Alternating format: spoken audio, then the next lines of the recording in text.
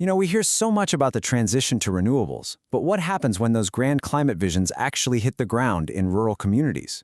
Well, let's get right into it. Look, we all want a zero-carbon future, right? I mean, absolutely. But as places like San Diego County roll out these super aggressive climate mandates aiming for zero emissions by 2035, we really have to stop and ask, whose backyard is all this new infrastructure actually going into? Because while the benefits of clean energy are regional, the physical footprint, it's intensely local. So, Part 1 enters Starlight Solar, a massive mega project in the high desert. At the center of this whole debate is the proposed Starlight Solar project. It's slated for Boulevard, which is a small, quiet, rural town out in the high desert. The project isn't just a 588-acre solar array. It also includes a colossal 217.4-megawatt battery energy storage system that would literally make it one of the largest lithium-ion battery facilities in all of California. Which brings us to Part 2, the fire hazard threat in a tinderbox landscape. You see, what's got locals so incredibly concerned is how this specific high desert environment interacts with industrial-scale infrastructure. We're talking about an area notorious for high winds and really dry brush. Actually, recent state maps from CAL FIRE show a 26% increase in very high fire hazard severity zones across the county. And Boulevard, it sits right smack in the middle of one of these extreme risk areas. So plunking down a massive industrial power facility right there? Yeah, it's naturally setting off alarm bells for the people living right next door. And throwing a 217-megawatt battery storage facility into the mix really multiplies that fear. The nature of lithium-ion battery fires makes this whole setup incredibly hazardous. These are definitely not your average fires. They can go into what's called thermal runaway, which means they can burn intensely for hours or even days. They pump highly toxic gases right into the air. And the scariest part, you generally can't just put them out with water. Firefighters usually have to just secure the perimeter and essentially let the whole thing burn itself out. So think about what happens geographically. This creates a really terrifying trap. The batteries are slated to be built right next to Jewel Valley Road. If a battery fire breaks out there, it could completely block the only paved evacuation route for some of the local residents. With the international border wall standing directly to the south, those specific residents would effectively be trapped. They'd be stuck right between a toxic chemical fire on one side and a solid steel wall on the other. And that leads into Part 3, energy sacrifice zones and the burden of the green transition. Let's zoom out from Boulevard for a second, because this actually feeds into a much larger pattern happening across the region. Academic experts and local advocates use this striking term to describe it: green colonialism. It's basically what happens when rural, disadvantaged, or indigenous communities get rapidly industrialized just to feed the massive energy demands of distant city centers.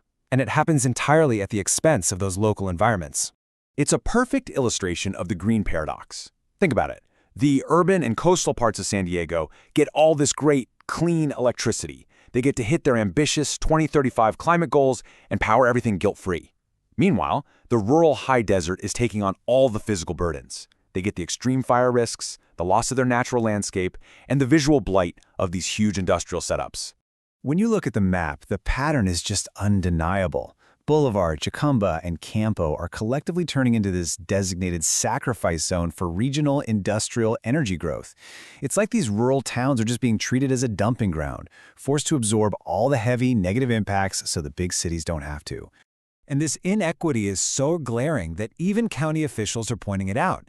Just look at the approval of the nearby 600-acre JVR Energy Park over in Chacumba. County Supervisor Tara Lawson-Reamer explicitly called out this environmental injustice. She literally said the local community was left holding the bag for a project that pretty much only benefits the coastal and urban areas. Plus, we have to remember it's not just about the very real threat of fire. The folks living out there fear the permanent loss of what makes the high desert so special in the first place. We're talking about losing those dark, starry night skies, ruining the quiet, open landscapes, chopping up sensitive wildlife corridors, and threatening Native American cultural resources that have literally been there for thousands of years. It's a huge cumulative loss. Okay, Part 4, the fight for equity and the push for fair concessions. Here's where the story takes a bit of a turn. It's important to understand that the Boulevard community isn't just blanket anti-solar. They totally get the need for clean energy. They just don't want to be treated like an afterthought. So to protect their lives and homes, they're laying out some highly specific, non-negotiable safety demands before anything gets built. Step 1, relocate those volatile batteries away from that single evacuation route. Step 2, build a second paved emergency road. And Step 3, provide a dedicated on-site fire truck along with an early warning system. And beyond just the baseline safety stuff, the local planning group is asking for a $7 million community benefit fund. Their logic is, hey, if we're going to host the region's massive power supply, we should at least be able to revitalize our own town. You know, build a park, update the schools, give the kids somewhere safe to play. But so far, the developer has really pushed back on that. Right now, they've only committed to refurbishing an existing local resource center, arguing that the project's design already goes above and beyond county standards. With some incredibly crucial votes coming up from the Planning Commission and the Board of Supervisors, the No Starlight Solar campaign is making a really urgent plea. They are directly urging residents from all the rest of San Diego County to step up, speak out, and stand in solidarity with Boulevard to oppose this project in its current form. Their message to the rest of the county hits the nail right on the head. They're saying, if clean energy is a regional priority, its impacts should be shared regionally as well. Because true fairness means we all have to get involved here. We have to make sure the burden of this whole green transition doesn't just get dumped on rural towns, turning them into industrial sacrifice zones while the rest of us just look the other way. So as we keep pushing forward with this absolutely vital transition to a green energy economy, here's the profound question we really need to sit with. How do we build a zero-carbon future without creating new sacrifice zones? How do we hit our climate goals without destroying the very communities and natural landscapes that make this planet worth saving in the first place? Definitely something to think about.